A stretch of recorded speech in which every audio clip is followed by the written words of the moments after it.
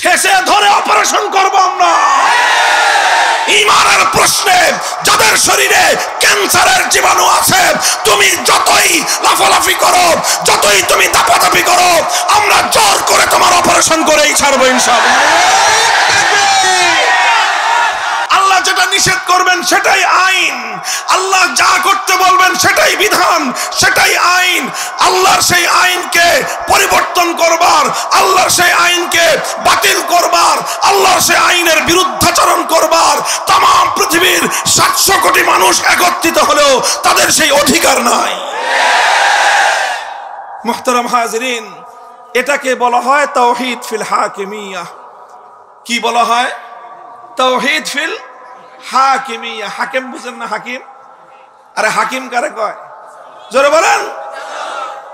এই এটাকে হাকিম থেকে হাকিমিয়া, তাওহীদ ফিল হাকিমিয়া।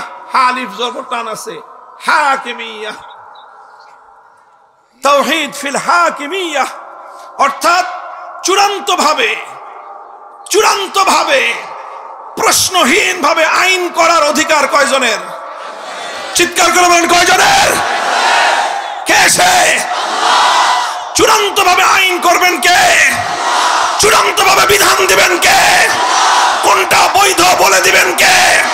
কোনটা অবৈধ চূড়ান্ত ভাবে নির্ধারণ করে দিবেন কে? এটাকে বলা হয় তাওহীদ ফিল হাকিমিয়া। এটাকেই বলা হয় তাওহীদ ফিল হাকিমিয়া। একমাত্র ইবাদতের মালিক কে? এটাকে বলা হয় তাওহীদ ফিল ইবাদাহ। চূড়ান্ত ভাবে আইন করবেন একমাত্র কে? এটাকে বলা হয় তাওহীদ ফিল হাকিমিয়া। এখন কেউ প্রশ্ন করতে পারেন, হুজুর তাহলে কি মানুষ কোনো আইন করতে পারবে না? মানুষ কোনো রুল জারি করতে পারবে না? মানুষ কোনো বিধান করতে পারবে না? এই প্রশ্নের জবাব পরিষ্কার, হ্যাঁ মানুষ আইন করতে পারবে, তবে একটা শর্তে। কয়টা শর্তে? জোরে বলেন, কয় শর্তে? এক শর্তে মানুষ আইন করতে পারবে, আর সেই শর্ত হলো মানুষের কোনো আইন আল্লাহর কোনো আইনের বিরুদ্ধে যেতে পারবে না। এখন আল্লাহ একটা আইন করছেন, মানুষ আরেকটা আইন যদি করে আল্লাহর আইনের বিরুদ্ধে, যেই মানুষ আল্লাহর আইনের বিরুদ্ধে আইন করবে সেই মানুষকেই বলা হবে তাগুত। কারণ সে আল্লাহর ক্ষমতা নিয়ে টানাটানি করেছে। কথা বলেন। আইন করবার চূড়ান্ত ক্ষমতা কার? আল্লাহ আইন দিলেন, বেটা তুই আবার আল্লাহর আইনকে পরিবর্তন করার ক্ষমতা কই পাইলি? তো তুমি যখন আল্লাহর আইনকে পরিবর্তন করবার জন্য তুমি টানাটানি করলা, তোমাকেই বলা হবে তাগুত। আল্লাহর আইনের বিরুদ্ধে আইন করবার অধিকার মহাবিশ্বের কারণেই সারা পৃথিবীর সমস্ত মানুষ, সমস্ত জিন, সমস্ত ফেরেশতা সব যদি একত্রিত হয়, আমার আল্লাহ পাক রব্বুল আলামিনের একটা আইনের 1,00,000 কোটি ভাগের 1 ভাগও পরিবর্তন করবার অধিকার রাখে না। আল্লাহ আইন করবেন, মানুষ আইন মানবে, আল্লাহর আইনের ভিতরে থেকে মানুষ আইন করতে পারবে, কিন্তু মানুষের কোনো আইন আমার আল্লাহর আইনের বিরুদ্ধে যেতে পারবে না। মানুষের কোনো আইন যখন আল্লাহর আইনের বিরুদ্ধে চলে যাবে সেই আইনটা বাতিল হবে। মানুষ যখনই আল্লাহর আইনের বিরুদ্ধে, আল্লাহর আইনের বাইরে চলে যাবে, মানুষের সেই আইন অকার্যকর হয়ে যাবে। আর কোনো মানুষ যদি ইচ্ছাপূর্বক ভাবে আল্লাহর আইনের বিরুদ্ধাচরণ করে কোনো আইন করে, আল্লাহর বিধানের বাইরে গিয়ে কোনো বিধান করে, সেই মানুষটাকেই বলা হয় তাগুত। কেউ যদি দুর্গাকে বলা হয় তাগুত, কেউ যদি দুর্গার পূজা করে তাকে বলা হয় মুশরিক। তারা কি বলে? মুশরিক। কেউ যদি আল্লাহর আইনের বিরুদ্ধে আইন করে তাকে বলা হয় তাগুত। সেই তাগুতের আইন যারা মানে তাদেরকেও বলা হয় মুশরিক। কথা খুব জটিল জায়গায়, খুব জটিল জায়গায়। যেখানে ঘাও সেখানেই কিন্তু যে এবার আঘাত লাগবে, তখনই কিন্তু মোসলামুসি শুরু করবে। অপারেশন তো সেখানেই করতে হবে যে হাতে ঘাও। বলেন, টিউমার যেখানে, অপারেশন তো সেখানে, নাকি না ভালো জায়গায়? এই আমি এখন অপারেশন করব, দেখবেন কারো কোনো ব্যথা লাগবে না। যার টিউমার আছে সে ছটফট শুরু করবে। এখন বলেন একজনের টিউমার হয়েছে, ক্যান্সার হয়েছে, এখন সে ছটফট করে, লাফালাফি করে, এমন কি তার অপারেশন করা উচিত না? উচিত না? যদি সে লাফায়, ঠাইসে ধরে অপারেশন করা দরকার। ঠেসে ধরে অপারেশন করব আমরা। ঈমানের প্রশ্নে যাদের শরীরে ক্যান্সারের জীবাণু আছে, তুমি যতই লাফালাফি করো, যতই তুমি দাপাদাপি করো, আমরা জোর করে তোমার অপারেশন করেই ছাড়বো ইনশাআল্লাহ।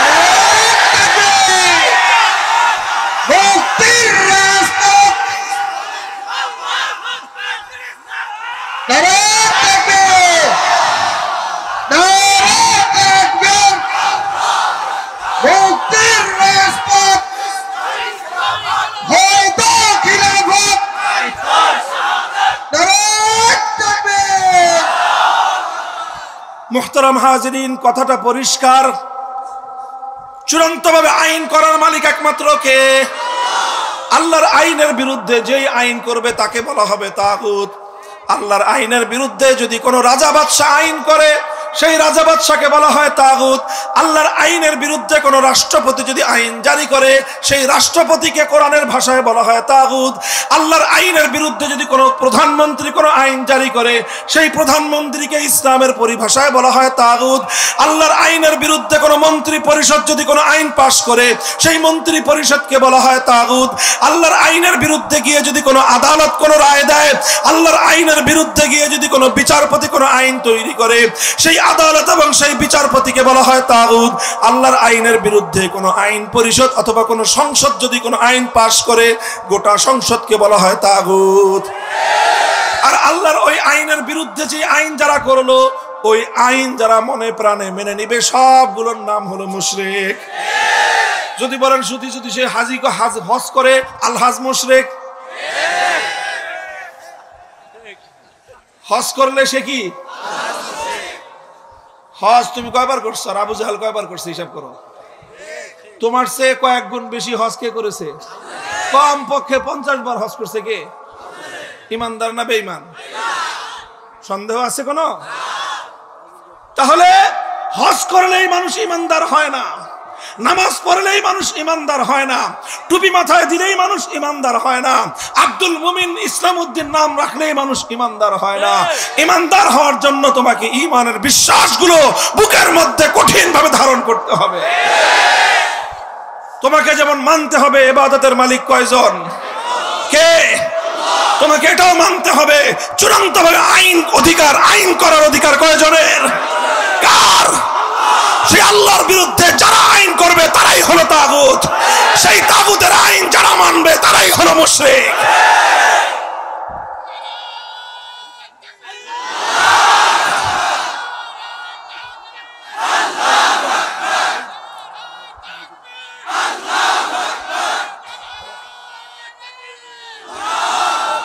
এই ছোট ছোট বাচ্চাদেরকে নিয়ে মাহফিলের মাঝখানে কে আসছেন আপনারা?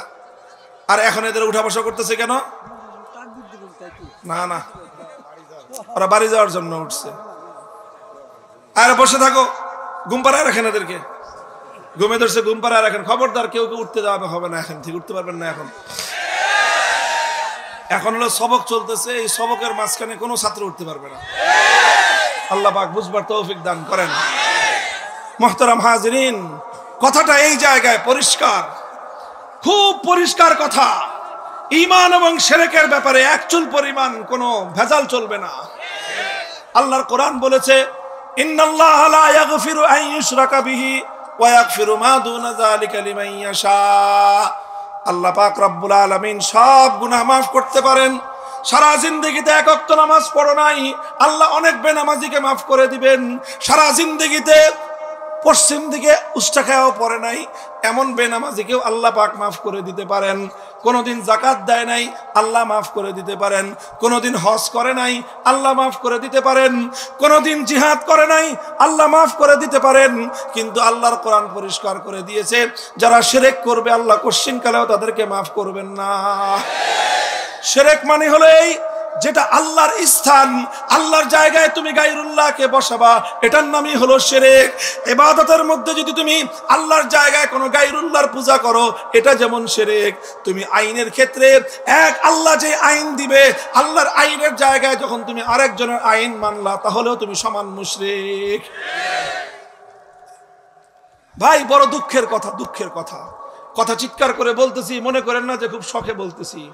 কোটি কোটি মানুষ কোটি কোটি মানুষ আমাদের জানা মতে, আমাদের গবেষণা মতে, কোরআন এবং হাদিসের আলোকে আল্লাহর ভাষায় ইয়াজুমুনা আন্নাহুম আমানু দাবি করে আমরা ঈমানদার, অথচ তারা কাট্টা বেঈমান। এখন বলেন, এই যখন মানুষগুলোকে আমরা দেখি যে হাজার হাজার মুসলমান বেঈমান হয়ে সমাজে ঘোরাফেরা করতেছে, খুব ভালো লাগে আমাদের? আচ্ছা বলেন তো, আপনি যতই পাষাণ হৃদয়ের হন, যতই পাষাণ হৃদয়ের একজন মানুষ হন, আপনার চোখের সামনে যদি দেখেন একটা কুকুর জ্বলন্ত আগুনে পুড়ে মরে যাচ্ছে, খারাপ লাগবে না ভালো লাগবে? আরে একটা জ্বলন্ত, একটা পাষাণ হৃদয়ের মানুষ, তার চোখের সামনে তো একটা কুকুরকে জ্বলন্ত আগুনে পুড়তে দেখলেও তার ভালো লাগে না।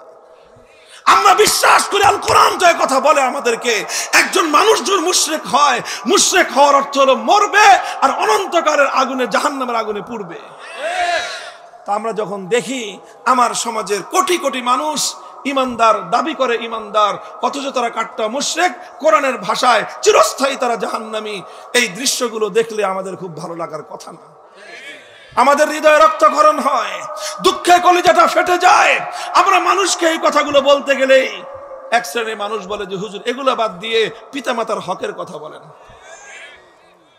আরে বাবা, পিতামাতার হক তো সারা জিন্দগি শুনছস, ইমানটা ঠিক কর। পিতামাতার হকের কথা, পর্দার কথা, নামাজের কথা, দান সৎকার কথা, নেক আখলাকের কথা, সত্যবাদিতার কথা, মিথ্যাচারিতার দোষ, মানুষের গীবত শিকায়াত করার ত্রুটি, এই ওয়াজ হুজুররা কম করছে? আর কম করে? সবাই তো এই ওয়াজই করে। আমি যে ওয়াজ করতেছি এই ওয়াজ কয়জনে করে? খুব কম মানুষ করে। এটাই সহ্য করতে পারে না, এটাই সহ্য করতে পারে না, কারণ এই জায়গায় কথাটা ওনাদের হাতে গিয়ে লাগে। কারণ ওনারা আল্লাহর বিরুদ্ধে আইন করবেন। এখন ওনারা আল্লাহর বিরুদ্ধে আইন করবেন, আমি ওনাকে তাগুত বলতে পারবো না। ওনার অনুসারীরা আল্লাহর বিরুদ্ধে আইন মানবেন, আমি তাদেরকে মুশরিক বলতে পারবো না।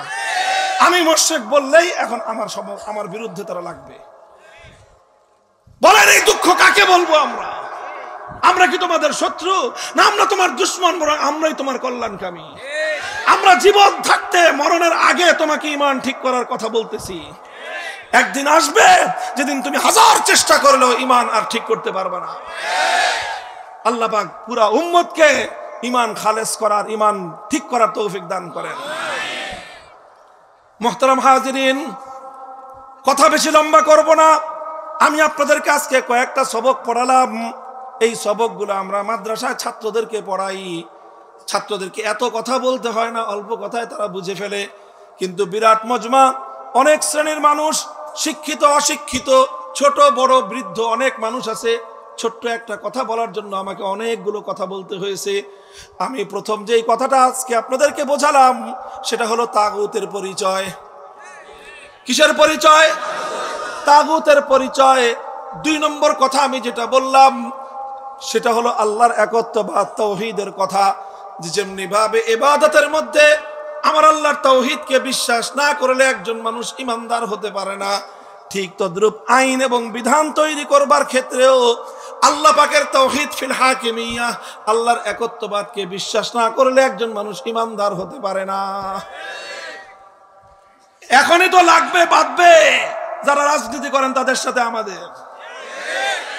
আপনারা এই যে সংবিধানটা তৈরি করলেন, এই যে 72 সালে বাংলাদেশের সংবিধানটা তৈরি করলেন, আর ওই সংবিধানের মধ্যে আমার বাংলাদেশে মানুষের জন্য এমন এমন বিধান রাখলেন যে দেশের প্রত্যেকটা মানুষ ইচ্ছায় অনিচ্ছায় বাধ্য হয়ে তাদেরকে শিরক করতে হয়।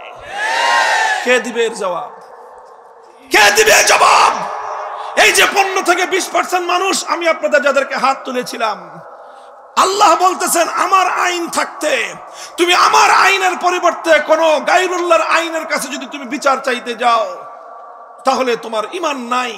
এবার আপনারা বলেন, আপনারা যে আদালতে বিচার চাইতে গিয়েছেন সেই আদালতে বিচার আল্লাহর আইন অনুযায়ী হয় না আল্লাহর বিরুদ্ধে মানুষের বানানো আইন অনুযায়ী হয়? বলেন, আপনারাই জবাব দেন, আমি বলবো না। আল্লাহর বানানো আইন দ্বারা বিচার হয়, মানুষের বানানো আইনের দ্বারা বিচার হয়। ইসলামের ফয়সালা অনুযায়ী মানুষের বানানো আইনের দ্বারা বিচারের কাছে যে ব্যক্তি বিচার চাইতে যাইবে সে ব্যক্তি ঈমান নাই, সে মুশরিক। বলবেন হুজুর তাহলে এই যে আমরা যে এতগুলি মানুষ গেলাম এটা আমাদের ঈমান নাই নাকি? না, আপনাদের একটা সমস্যা আছে, সেই জন্য আপনারা গেছেন। সেটা হলো যেহেতু দেশে আল্লাহর আইনের বিচার ব্যবস্থা নাই, এই জন্য গেছেন। এই কারণে একটু ছাড় আছে আপনাদের। তাই বলে মনে করেন না যে আপনি একদম পাক পবিত্র, এটা মনে করেন না। ভালো করে বুঝে রাখেন, শরীয়তের মাসআলা হলো এই, বর্তমান কোরআন সুন্নাহ বিরোধী যে বিচার ব্যবস্থা, ওই বিচার ব্যবস্থার কাছে বিচার একজন মানুষ তখনই চাইতে পারবে যখন সে মারাত্মকভাবে ঠেকে যায়। আপনারা যারা বিচার চাইতে গেছেন হাত তুলছিলেন, এবার আপনি নিজের কাছে নিজে জিজ্ঞাসা করেন, আপনি যেই মামলার জন্য গেছেন সেই মামলাটা না করলে কি আপনি মরে যেতেন? সেই মামলাটা না করলে কি আপনার জীবন চলে যেত? সেই মামলাটা করতে কি আপনি বাধ্য ছিলেন? যদি আপনি বাধ্য না থেকে থাকেন আর মামলা করে থাকেন, তাহলে মনে রাখেন আপনার ঈমান অর্ধেক চলে গেছে। কারণ কেমনে যে ঈমান গেছে ওটা কেমনে ঠিক করবেন সেটা আপনার ব্যাপার। ফতোয়া দিলাম, মামুনুল হক ফতোয়া দিলাম, বাংলাদেশে কোনো আলেম যদি থেকে থাকেন আমার এই ফতোয়ার সাথে দ্বিমত করতে, কিতাব নিয়ে আইসেন আমার কাছে। মুহতারাম হাজিরিন, কথা খুব কঠিন কথা, এটা খুব জটিল কথা। এটা এমন এক কথা, আমার দেশের সমস্ত মানুষ এই সমস্যার মধ্যে জর্জরিত। মানুষ এক রোগে আক্রান্ত, আমরা ওয়াজ করতেছি আরেক জায়গায়। মানুষের সমস্যা একটা, আমরা ওষুধ দিচ্ছি আরেক জায়গায় দিচ্ছি। এই সমস্যা কারণ গোটা তাগুতি সমাজ ব্যবস্থা গোটা সমাজকে কুফরি একটা অক্টোপাস দিয়ে বন্দী করে রেখেছে। গোটা তাগুতি রাষ্ট্র ব্যবস্থা গোটা দেশের সমস্ত ইমানদার নাগরিকদেরকে কুফরির রশি দিয়ে বেঁধে রেখেছে।